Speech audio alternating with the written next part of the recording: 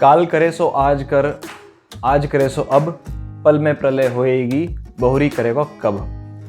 ये जो कबीर का दोहा है, ये हमने अपनी स्कूल में टेक्स्ट बुक्स में हमेशा पढ़ा है और सारी जनरेशन से पढ़ते आ रहे हैं। ये पर्टिकुलर दोहा मेरे ग्रैंड पेरेंट्स को ही पता है, मेरे पेरेंट्स को ही पता है, मुझे ही पता है और मुझे ऐसा लगता है कि आगे वाली और जनरेशन्स को भी पता रहेगा। ऐसा क्या इंपॉर्टेंट है इस दोहे में जो ये सालों से चला आ रहा है और आगे भी चलता जाएगा और इसके रेफरेंसेस भी हर जगह यूज़ होते हैं। इसका मीनिंग ये है कि भी कोई भी काम कल पे मत छोड़ो, आज करो, और जो आज का काम है वो अभी करो, क्योंकि कल का कुछ भरोसा नहीं कब क्या हो जाए और काम शायद अधूरा ना रह जाए। जो बेसिक प्रिंसिपल है इस दोहे का वो ये है कि काम को टालो मत, और ये काम को टालना इसी को हम कहते हैं प्रोक्रेस्टिनेशन इंग्लिश में, जो कि इस वीडियो का टाइटल भी है। तो इससे हमें ये समझ में आता है कि किसी चीज़ को अभी करना, प्रोक्रेस्टिनेट ना करना बहुत ही इंपॉर्टेंट है। अब हमें स्कूल में और एजुकेशन सिस्टम के अंदर ये तो समझा दिया कि प्रोक्रेस्टिनेट मत करो इस छोटे से दोहे से, लेकिन ये प्रोक्रेस्टिनेशन का सोर्स क्या है? हम क्यों किसी काम को डिले करते हैं? हम क्यों किसी चीज़ को टालते रहते हैं? इसके पीछे रीजनिंग क्या है? इसको हम फाइट कैसे कर सकते हैं? इससे हम बच कैसे सकते हैं? ये चीज़ें कभी किसी ने नहीं बताई, और इसी लैक ऑफ इन्फॉर्मेशन की वजह से इस प्रोक्रेस्टिनेशन के साथ डील करने का जो हमारा तरीका है वो बहुत ही गलत है। अक्सर हमारी फैमिलीज़ में क्या होता है कि अगर कोई इंसान प्रोक्रेस्टिनेट कर रहा है, कोई बहुत इंपॉर्टेंट काम है और वो उसको कर नहीं रहा है, टाले जा रहा है, जब बिल्कुल सिर पे बात नहीं बन जाएगी या फिर जब उसकी डेडलाइन पास नहीं हो जाएगी तब तक लोग हिल के नहीं देते हैं। अब उसको डील करने का तरीका लोगों का ये होता है ताने मारना, नैग करना, अरे कर ले, फटाफट कर ले, तब से कह रहे हैं, करके नहीं देता, इतने टाइम से पड़ा हुआ ये काम, हो क्यों नहीं जाता, ये वो है। और इसका एंड रिजल्ट ये होता है कि बजाय कि वो काम जल्दी हो, प्रोक्रेस्टिनेशन सॉल्व हो सकता है कि लड़ाई झगड़े हो जाए और जिस इंसान को बार बार ताने सुनने को मिल रहे हैं वो फेड अप हो जाए, इरिटेट हो जाए या उल्टा जवाब दे दे। And most of the cases में it ends up like this. Procrastination की हैबिट वहीं की वहीं रहती है, जो आसपास के लोग जो अफेक्टेड होते हैं वो परेशान रहते हैं, वो ताना मारते हैं, जो ताने सुनता है वो परेशान रहता है, and then there is no solution. तो इस चीज़ को सॉल्व करने के लिए मैंने इसके बारे में काफ़ी पढ़ा है, कुछ चीज़ें ट्राई भी करी हैं और उसके बेसिस पे मैं काफ़ी इन्फॉर्मेशन लेके आ रहा हूँ। तो मैं उम्मीद करता हूँ कि इस पूरी वीडियो को देखने के बाद अगर आप लोग इन चीज़ों को इम्प्लीमेंट करें तो आपकी लाइफ में कुछ पॉजिटिव चेंज आएगा। तो सबसे पहले चलते हैं कि हम प्रोक्रेस्टिनेट क्यों करते हैं। देखो, इसके 3 रीज़न्स हो सकते हैं। पहला रीज़न आपकी हैबिट्स और सिस्टम्स या उनका ना होना।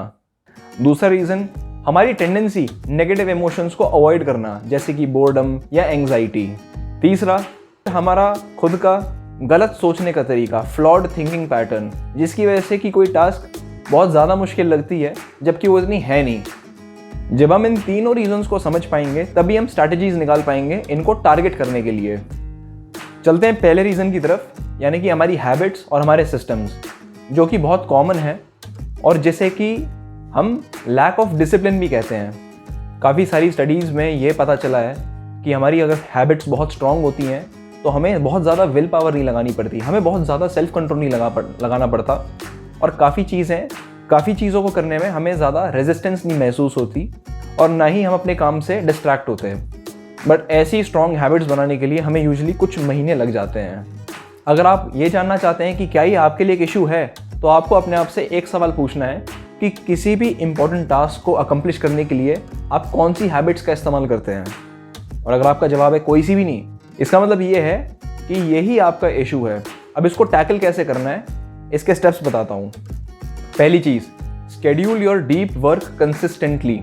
अब इसमें जो डीप वर्क है उसका मतलब ये है कि बिना किसी डिस्ट्रैक्शन के फोकस करके डीपली एक काम के अंदर जो कि सबसे ज़्यादा इंपॉर्टेंट टास्क है उसमें घुस जाना।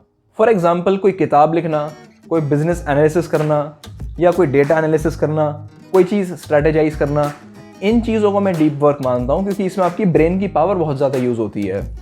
अब डीप वर्क करना चैलेंजिंग तो है, लेकिन अगर इसको एक शेड्यूल के हिसाब से कंसिस्टेंटली किया जाए तो ये थोड़ा कम चैलेंजिंग लगने लग जाता है। हैबिट से क्या होता है कि हमारे बिहेवियर का जो सीक्वेंस होता है वो ऑटोमेट हो जाता है। फॉर एग्जाम्पल, जब हम गाड़ी चलानी सीख जाते हैं और जब हम रोड पे कार चलाते हैं तो हमें बहुत सारी चीज़ों के बारे में सोचना नहीं पड़ता कि मैं कब ब्रेक दबाऊं, कब कौन सा गियर लगाऊं, कब क्लच दबाऊं। मुझे याद है कि जब मैंने ड्राइविंग सीखी थी और मुझे गियर चेंज करना होता था तो मैं बार बार गियर की तरफ देखता था कि अब फर्स्ट लग गया, अब सेकंड लग गया, जबकि ये गलत है। हमें रोड की तरफ देखना होना चाहिए और हमारे हाथ पड़ते ही हमें पता चल जाना चाहिए कि कौन सा गियर और कौन सा लगाना है, कितने RPM पे इंजन है, उस हिसाब से हमें गियर बढ़ाना है कि घटाना है। ये चीज़ें हमारे दिमाग के अंदर ऑटोमेटिकली स्टोर हो जाती है व्हेन वी लर्न ड्राइविंग। इसी तरह से और जो कॉम्प्लेक्स चीज़ें हैं जैसे कि रोज़ जिम जाना या कोई नई लैंग्वेज सीखना, इनको भी ऑटोमेट किया जा सकता है। आप 2 चीज़ों की कोशिश करो। पहली बात तो डीप वर्क करने का टाइम सेम रखो। ऐसा मत करो कि आज सुबह 11 बजे डीप वर्क करा फिर कल दोपहर के 3 बजे कर लिया। और दूसरी चीज़ कि एक स्केड्यूल बना लो कि मैं पहले ये चीज़ करूँगा, उसके बाद डीप वर्क करूँगा, उसके बाद ये करूँगा। जैसे अगर मैंने एक स्केड्यूल बना रखा है कि मैंने सुबह अपने ईमेल चेक करे थोड़ी सी देर के लिए या अपना व्हाट्सएप देखा, उसके बाद मैं 2 घंटे या 1.5 घंटे डीप वर्क में लग जाऊँगा, तो मुझे हमेशा कंसिस्टेंटली उसी काम को करते रहना चाहिए, बजाय कि ये कि मैंने अपना ईमेल या व्हाट्सएप चेक कर लिया उसके बाद मैं फ़ोन पे लग गया, टीवी देखने लग गया। तो डीप वर्क का जो टाइम स्लॉट है वो कंसिस्टेंट होना चाहिए। दूसरी चीज़, कोई भी नई टास्क करने के लिए सिस्टम्स क्रिएट कीजिए।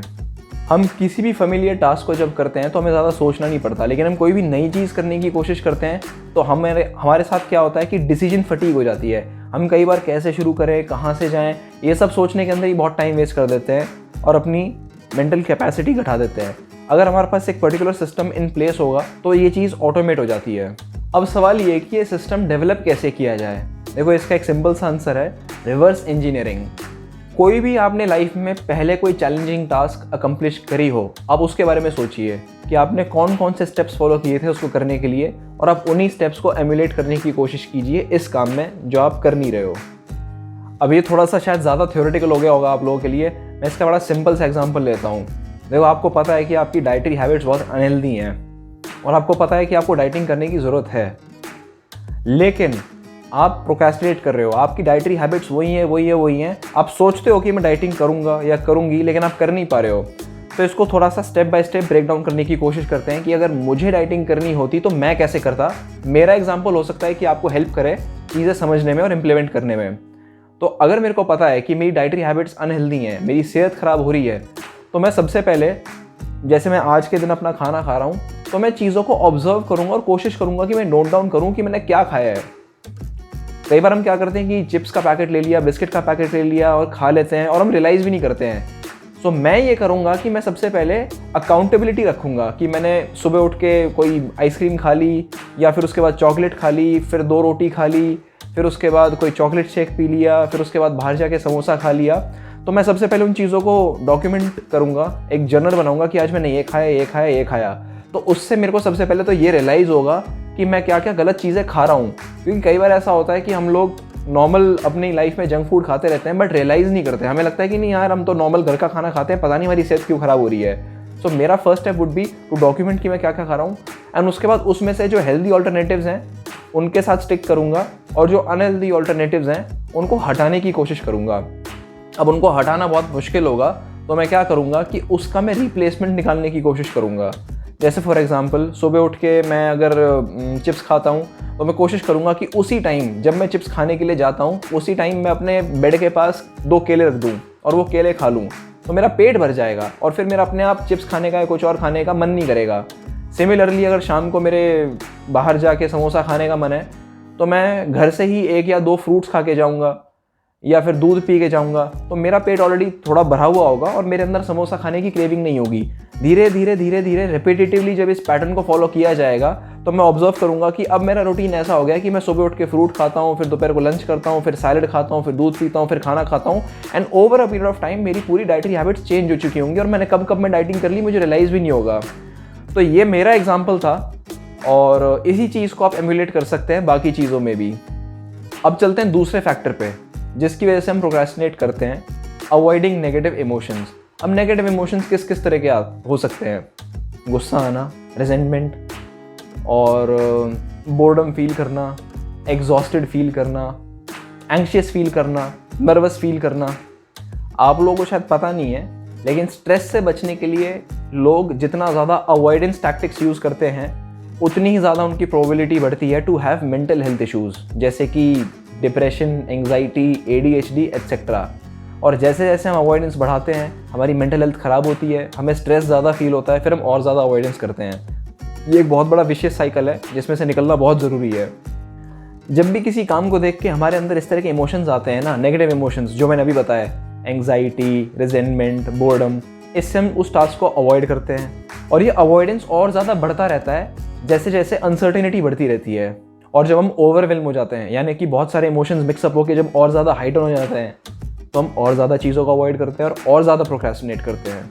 तो ऐसी सिचुएशन में जो सिंपल टास्क होती हैं जैसे कि ईमेल्स का जवाब देना, वो भी हमें बहुत मुश्किल और बहुत बड़ी लगने लग जाती है। अब आपको ये जानना है कि क्या ये फैक्टर आपको इंड्यूस कर रहा है प्रोक्रेस्टिनेट करने के लिए, तो आपको अगेन खुद से सवाल पूछना है कि जो काम है जिसको आप बहुत टाइम से प्रोक्रेस्टिनेट कर रहे हो, जब आप उस काम के बारे में सोचते हो तो आपके मन में कैसी फीलिंग आती है? Anxiety, boredom, resentment? एक बार आप ज़रा उन इमोशंस को नोट करो और कितने ज़्यादा वो इमोशंस आपको फील होते हैं, आप उसको भी ज़रा ट्रैक रखो। एक बार आपको पता चल गया कि कौन से इमोशंस इवोक कर रहे हैं, आपको 2 चीज़ें करनी है। सबसे पहली चीज़, डिसएंटैंगल योर इमोशंस। ये जो मैंने अभी चीज़ बताई है ना, अपने इमोशन को आइडेंटिफाई करना, इससे आपको इमोशंस को मैनेज करने में हेल्प मिलेगी। और इमोशंस को आइडेंटिफाई करके इनको अलग अलग करके आपको ये भी एनालाइज करना है कि how much of an emotion is affecting your attitude towards the task. एक बड़ा कॉमन सा एग्जांपल लेता हूँ कि किसी कॉलेज स्टूडेंट को एक प्रोफेसर ने बोला है कि भी कल आपको ये प्रोजेक्ट रिपोर्ट देनी है, या फिर किसी ऑफिस में एक बॉस ने अपने जूनियर को बोला है कि आपको ये प्रेजेंटेशन देनी है। अब ये टास्क आपको 3 तरह के इमोशंस देती है। Anxiety 8 out of 10, boredom 4 out of 10 and resentment 6 out of 10। एक बार आपने सारे कंपोनेंट्स को डाइसेक्ट कर दिया और उनको मेजर कर दिया, you will be very effective at managing them. और इस रेटिंग सिस्टम से आपको ये पता चलेगा कि आपको उनको कितना मिनिमाइज करना है। अब मैंने ये 3 इमोशंस का एग्जांपल लिया है, तो इनको एड्रेस कैसे करते हैं मैं उसका भी एग्जांपल लेता हूँ। जैसे किसी टास्क को करने में बोर्डम है, तो बोर्डम को कैसे घटाया जा सकता है? बोर्डम को घटाने के लिए उस टास्क को कंप्लीट करने के दौरान कुछ फन वे इंक्लूड करो, जैसे कि किसी दोस्त को बुला लिया, उसके साथ वो काम कर लिया, कान में ईयरफोन लगा के म्यूजिक सुन लिया, गाने सुनते सुनते उस काम को कर लिया। और अगर कोई टास्क आपको रिजेंटमेंट या इरिटेशन या एंगर दे रही है, तो आप उस टास्क के बारे में वो चीज़ सोचो कि आप उस टास्क को करके क्या वैल्यू लोगे। फॉर एग्जाम्पल, आपको बोला है कि कल ये प्रोजेक्ट रिपोर्ट बनाओ या ये प्रेजेंटेशन दो, तो आपके अंदर एक इरिटेशन होगी कि यार बार बार काम पकड़ाए जा रहे हैं, मैं ये काम करके दूंगा, ये मुझे फिर उसमें करेक्शन करवाएंगे, फिर उसमें रिवीजन करवाएंगे, काम बढ़ा रहे हैं। तो आप उसको इस नज़रिए से देखो कि इस काम को अगर मैं बार बार करूंगा भी तो मेरी स्किल्स होन हो रही है, मेरा क्राफ्ट इंप्रूव हो रहा है। उसी तरह से अगर आपका कोई कलीग या फ्रेंड आपसे कोई टेक्निकल हेल्प मांग रहा है, तो बजाय कि आप इरिटेट हो कि क्यों मुझसे पूछ रहा है, आप ये सोच सकते हो कि उसको हेल्प करने के चक्कर में वो आपको कितना अच्छा मानेगा, कितना अच्छा दोस्त साथी मानेगा, and you will be a supportive colleague. कितना अच्छा इंप्रेशन बनेगा आपका अपनी वर्क ऑर्गेनाइजेशन में। और अगर कोई टास्क आपको सबसे ज़्यादा एंग्शियस, नर्वस करती है, तो उस टास्क का जो सबसे ज़्यादा लीस्ट एप्रीहेंसिव पार्ट है, वहाँ से शुरुआत करो। इस चीज़ को एक्सपोजर थेरेपी भी बोलते हैं कि किसी भी टास्क को करने के लिए वहाँ से शुरू करो जिस चीज़ से आपको सबसे कम नर्वसनेस या डर लगता है, and gradually work your way up to the most difficult part. तो जो चीज़ आपको शुरू में बहुत अनमैनेजेबल, अनअचीवेबल लगती है, वो आपके कंट्रोल में और आपकी मुट्ठी में होगी जैसे जैसे आप gradually you walk through the steps. ये जो मैंने तरीका बताया है, ये बहुत इफेक्टिव है और किसी भी नेगेटिव डिफिकल्ट इमोशन को ट्रांसफॉर्म करना ग्रेटर फोकस में और डेडिकेशन में, it is a part of a skill set and it is called psychological flexibility. Todd Kashdan नाम के एक साइकोलॉजिस्ट थे, उन्होंने इस चीज़ को डेवलप किया हुआ है और उनकी स्टडीज़ के हिसाब से जिन लोगों ने इस चीज़ को प्रैक्टिस किया है, they ended up being more happier, healthier and better performing। दूसरी चीज़ है सेल्फ कंपैशन यूज़ करो। अगर किसी चीज़ को लेके बहुत स्ट्रॉन्ग नेगेटिव मेमोरीज हैं, देखो कई बार क्या होता है, किसी टास्क को लेके हमारी मेमोरीज में पहले कभी पास्ट एक्सपीरियंस में हमने इतनी नेगेटिविटी झेली होती है ना कि जब वो टास्क दोबारा सामने आती है तो हमारी उसको करने की हिम्मत नहीं होती है, हम डरते हैं। वही पहले की चीज़ें हमारे दिमाग में फ्लैश करती हैं। फॉर एग्जाम्पल, आपने जैसे कभी भी पब्लिक स्पीकिंग नहीं करी और आप जाके स्टेज पे चढ़ जाते हो एक डिबेट कंपटीशन में, आप कोई चीज़ भूल गए, आपसे बोला नहीं गया, या आपकी टोन लो है, या आप पढ़ के बोल रहे हो और जो सामने ऑडियंस है या पब्लिक है कोई टॉन्ट कर देती है, ताना मार देती है, या लोग हंसने लग जाते हैं और आप बहुत ज़्यादा एम्बैरेसमेंट और ह्यूमिलिएशन फील करके स्टेज से उतर के आते हो। एंड कई सालों तक वो चीज़ आपके दिमाग में रहती है कि यार उस दिन स्टेज पे गया था, मेरे साथ ऐसा हो गया। तो होगा क्या, इट इज़ वेरी नेचुरल कि आपको दोबारा अगर स्टेज पे चढ़ना पड़ेगा आप बहुत ही नर्वस होंगे, आपकी हिम्मत ही नहीं पड़ेगी स्टेज पे जाने की, क्योंकि वही पुरानी मेमोरी आपके दिमाग में फ्लैशबैक करेगी। तो अगर कोई टास्क आपको बहुत डिफ़िकल्ट लग रही है तो एक बार ये चीज़ ज़रूर सोचने की कोशिश करना कि क्या उसकी डिफ़िकल्टी का या एप्रीहेंशन का रीज़न ये तो नहीं कि वही टास्क आपको एक बार पहले करनी पड़ी थी और उसकी वजह से आपने कुछ ऐसा एक्सपीरियंस किया था। और अगर आपका जवाब है हाँ, then you are suffering from an emotional wound. But घबराने वाली बात नहीं है, you can heal them using self talk, compassionate self talk.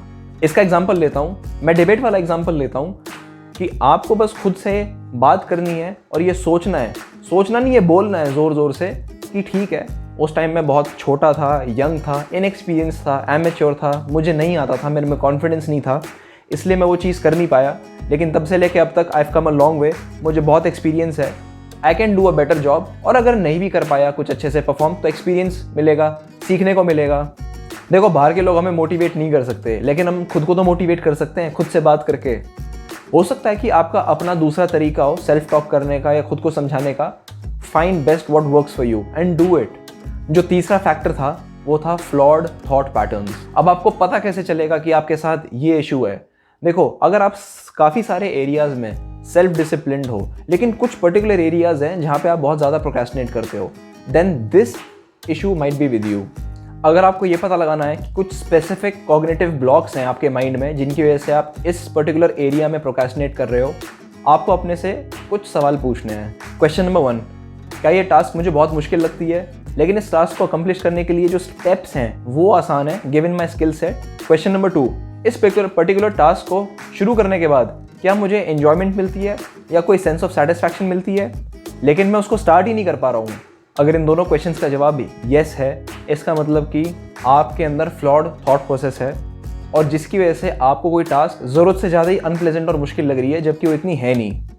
अब इसको नेविगेट करने के लिए जो तरीके हैं मैं बताता हूँ। 3 चीज़ें हैं। पहली चीज़, रिवर्स ब्रेनस्टॉर्म। इसमें आपको क्या करना है कि उस चीज़ के बारे में सोचो जिसकी वजह से आपको कोई टास्क एक्सट्रीमली इम्पॉसिबल या वेरी हार्ड टू अचीव लग रही है। एक बार आपको वो चीज़ पता चल गई, आपको एग्जैक्टली उसका उल्टा सोचना है। इसका एक एग्जाम्पल लेता हूँ, परफेक्शनिज्म। कि जब हमें लगता है कि सामने वाले इंसान ने कोई चीज़ परफेक्ट तरीके से करी है या मुझे कोई चीज़ बहुत अच्छे से करनी है या मुझे किसी का स्टाइल कॉपी करना है, तो हमारे अंदर हिम्मत नहीं होती है उस चीज़ को वैसा करने की कि नहीं यार, परफेक्ट नहीं बनेगा, अच्छा नहीं बनेगा। उसका ऑपोजिट सोचो, एक्सेप्ट कि मैं जो काम करूँगा वो परफेक्ट नहीं होगा, उसमें बहुत सारी इम्परफेक्शंस होंगी, गलतियाँ होंगी, बट कोई बात नहीं, फिर भी करो। सिचुएशन दूँ, पहली चीज़ ये इंग्लिश बोलना या इंग्लिश सीखना। लोग इसमें बहुत प्रोक्रेस्टिनेट करते हैं। इतना मुश्किल काम नहीं है जितना कि लोग सोचते हैं, बट प्रॉब्लम ये है कि इंसान के अंदर इंग्लिश बोलने की भावना कब आती है? जब उसके सामने कोई बहुत फ्लुएंटली इंग्लिश बोल के चला जाता है and then he feels inferior कि यार मेरे को भी सीखनी है, उसने कितने अच्छे से बोला, मैं भी अच्छे से बोलूँगा, मेरी भी इज्जत होगी। अब ये फीलिंग तो आ जाती है, लेकिन इंग्लिश में बात करनी है, कम्युनिकेट करना है, वो चीज़ कभी कोई कर ही नहीं पाता, क्योंकि वो कंपेयर करते हैं उस इंसान के साथ जिससे वो इंस्पायर हुए थे कि यार मुझे वैसा बोलना है।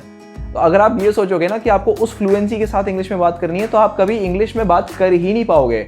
अरे भाई, शुरू में जब उसने इंग्लिश सीखी होगी स्कूल में या कॉलेज में या बचपन में, उसने बहुत गलतियां करी होंगी और हो सकता है कि अभी भी गलतियां करता हो, लेकिन कभी आपके सामने ना आई हो।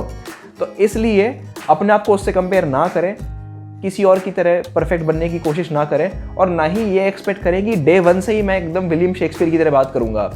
एक्सेप्ट कि मैं बोलूँगा, मेरे से गलतियाँ होंगी, मैं प्रोनाउंसिएशन में गलतियाँ करूँगा, लेकिन कोई नहीं, जो इम्परफेक्शंस हैं उसके साथ बोलना शुरू करो। धीरे धीरे बोलते बोलते प्रैक्टिस के साथ साथ इंप्रूव करते जाओगे। दूसरी चीज़, learn to accept friction filled work. मतलब कि जिस काम में रगड़ा लगना है वो लगना है, उसको एक्सेप्ट करना सीखो। जो टास्क बड़ी फेमिलियर हैं, जिनको हम करते आ रहे हैं, लेकिन चाहे उनमें प्रोडक्टिविटी कम हो, हमें वो काम करके ज़्यादा सेटिस्फैक्शन मिलती है as compare to those task जो कि डिफ़िकल्ट तो बहुत हैं, लेकिन उनको कंप्लीट करने के बाद वैल्यू ज़्यादा मिलती है। और इसलिए हमारी टेंडेंसी होती है कि हमारी जो टू डू लिस्ट होती है उसमें जो सिंपल से काम होते हैं, पौधे में पानी देना या फिर पानी की बोतल भरना, हम उनमें टिक मारते रहते हैं कि हाँ ये हमने कर दिया, ये हमने कर दिया, ये हमने कर दिया। लेकिन जो थोड़े से डिफ़िकल्ट काम होते हैं, जैसे बाहर जाके मंडी में जाके सब्जी लेके आना या फिर कोई और काम करना जो कंपैरेटिव डिफ़िकल्ट है, वो हम लास्ट तक थोड़ा सा लटकाते रहते हैं। देखो, कम मेहनत वाले काम को ज़्यादा प्रोडक्टिविटी के साथ कंफ्यूज मत करो। हम कई बार आसान काम कर देते हैं and we feel very satisfied. हमें वो नहीं करना, हमें जो ज़्यादा इंपॉर्टेंट और जो ज़्यादा वैल्यूएबल काम है हमें उसको ख़त्म करके ज़्यादा सेटिस्फाइड फील होना चाहिए।